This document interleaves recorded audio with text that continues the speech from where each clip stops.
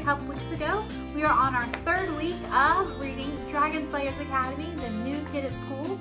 This is the first book in a series all about Wiglaf going to Dragon Slayers Academy, where he is going to learn how to slay, wait for it, dragons. So far, he has met a minstrel who has told Wiglaf that he will someday become a great hero. And of course, heroes slay dragons, which is why Wiglaf was off to Dragon Slayers Academy.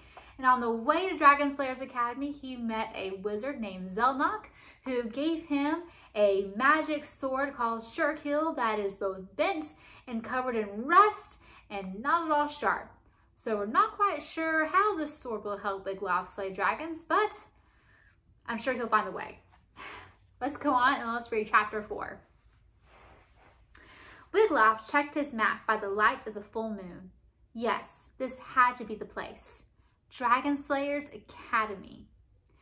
In truth, this is not what I expected, Wiglaf muttered.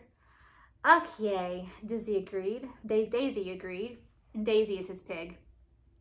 Wiglaf and Daisy stood at the edge of a moat filled with greenish, foul-smelling water.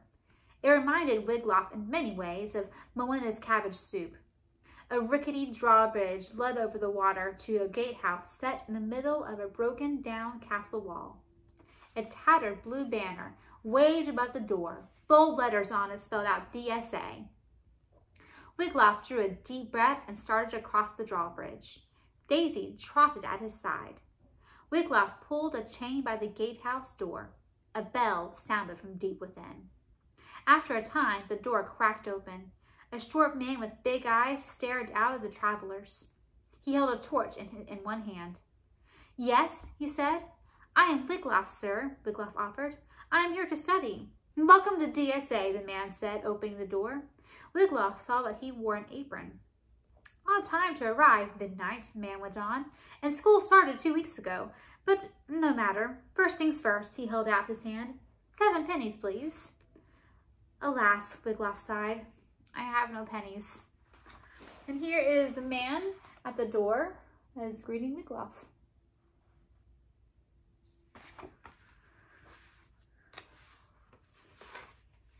The door began to close. Wait, sir, he called. I have half a cabbage dumpling. The door banged shut. I am a willing worker, Wiglaf added. I wash dishes, and the door opened a few inches. The man stuck his head out. You are skilled at washing dishes? He asked. Wiglaf nodded. Very skilled. Well, that suits me better than 7 pennies any day. The man opened the wide door. Come in. I am Frypot, school cook, and former dishwasher. Oh, I thank you, kind sir, Wiglaf exclaimed. But say not a word of this to Headmaster Mordred, Frypot warned. He will put the thumb screws to me if he finds out. Not a word, Wiglaf promised. Then he and Daisy started through the door. Hold up now, Frypot cried. No pigs allowed. But sir, Wiglaf began, this is no ordinary pig. Just listen. Daisy, say hello to the kind man. Hello, hey, Epot Frey, Daisy said. Zounds, Frypot exclaimed. A pig that speaks pig Latin. Frypot knelt down next to Daisy. Hello, hey, Ikipe, he said slowly and loudly. Oh, I shall make you a comfy pouch in the hen house. Yes, just as soon as I sign in our new dishwasher, student. Then Frypot lit the way through the gatehouse, across the castle yard, and up a stone stairway into the crumbling castle.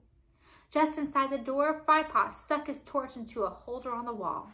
Then he sat down at a desk and opened a thick book. Full name, he asked.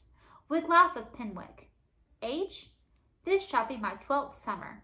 Skills? Washing dishes, began Wiglaf. Slopping pigs, raking dung.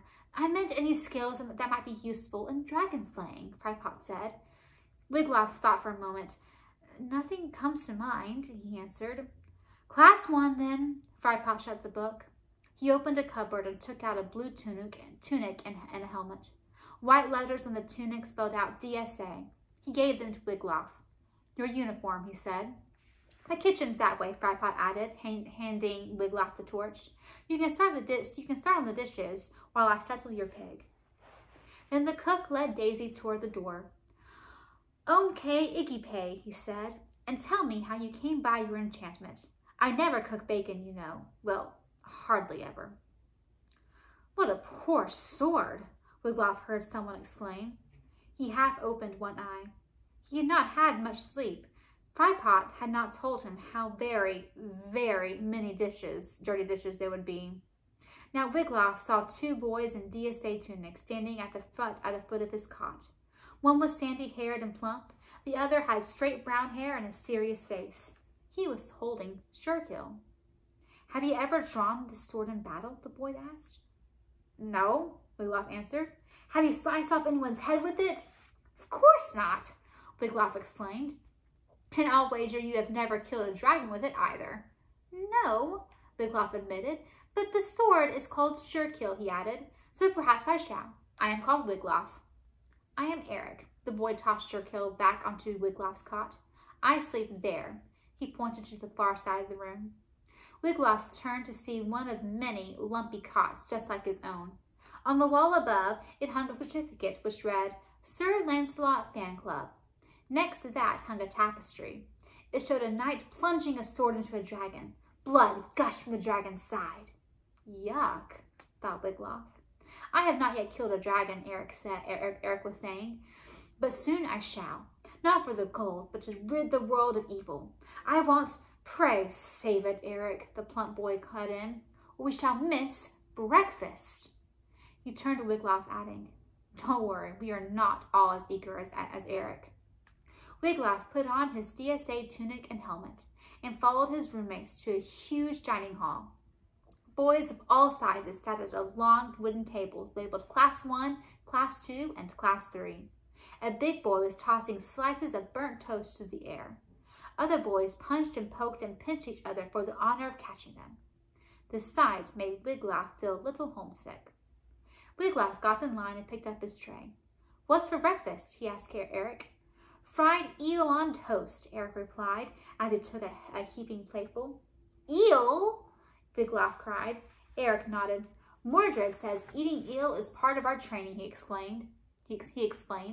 "Dragon hunters must learn to live on what can be found near a dragon's lair."